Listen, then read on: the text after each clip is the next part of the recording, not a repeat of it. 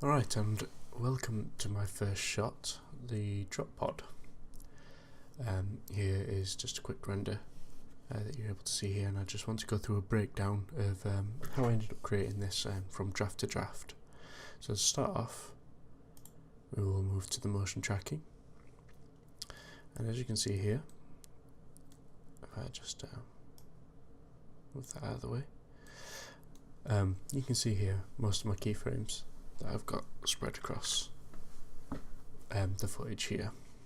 I managed to get a solve error of 0.2254 on this. Now, despite there being a lot of tracking data available here, as you can see there was loads on the wall that detect feature was able to pick up. Most of the tracks on the ground had to be manually tracked in, or manually selected before being tracked, should I say. As this is quite simply because most of the tracks that detect features we're able to come up with were most likely blocked by the grass that moved past here, because it definitely got a few over here and on these cans here and whatnot. Just grass, it just didn't pop up, so I would manually tracking some of these white spots onto here and getting quite a decent track, to be honest. Due to the compression on the camera, I probably would have been able to get a better track if it was raw footage, but that's not too much big of a deal. So overall I got a solid track that was my objects were able to stick to. So if I move back to my default layout here,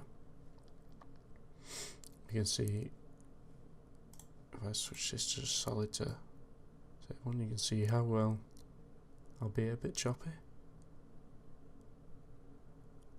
it sticks rather well. So, next what I'd like to cover is the model itself. So if I just move that back into rendered view, see what it actually looks like in the lighting and whatnot. So the model itself, what I wanted to go for is like, it's just crash landed, incredibly dirty, incredibly damaged as well.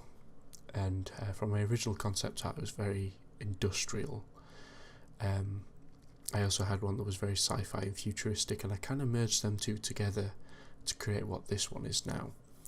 As you can see here, there's plenty of data on the normal map to make it look like it's let's just let it render out. You see like how there's dents in it, as well as the thickness of the dirt as well, which is the kind of the look that I was wanting to go for, especially because being viewed from this angle. So I'm more than happy with the look of it.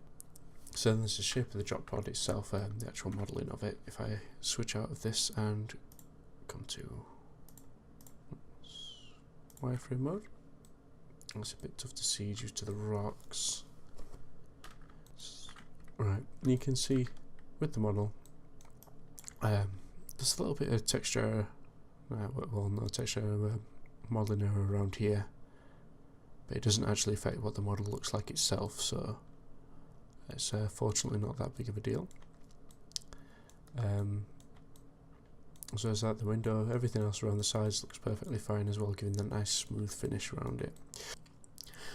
As you can see here, you've got the tracking markers, creating the perspective of the camera, and the entire scene is lit just by this one area light here. That's all it needs. It didn't need much.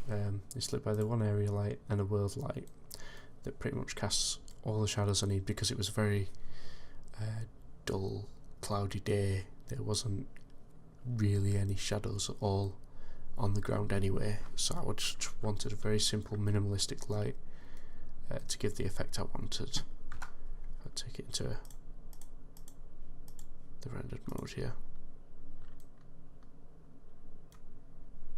It's just all I wanted was this slight shadow on the rocks as it should be casted, just because the objects are that close together. And then if we come to the nodes, if I just drag open a new window, you can see here that the textures are brought in from Substance Painter I punched into a principal BSDF, sorry, and just dropped in the base colour, metallic, roughness, and a normal to make this.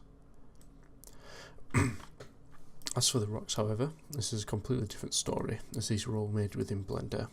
I followed a tutorial primarily for this, and that was originally, all it started out was the diffuse into the material output, and I've mixed this with a noise texture into an RGB curves to make the noise only happen in specific, so it's not constant throughout, it's only showing some rough patches, some smooth patches within each rock.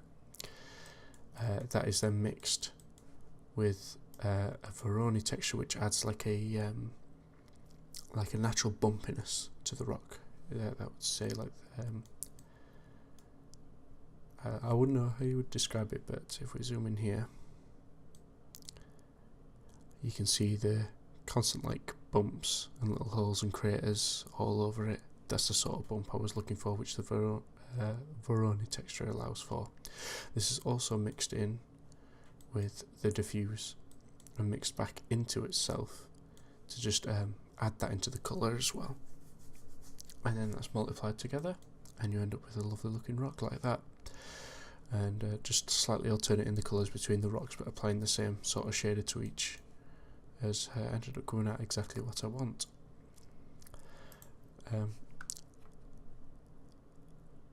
Yeah, I think that's it for how this went along.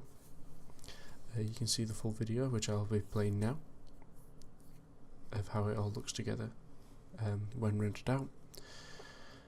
And that's it for the drop pod. Thank you.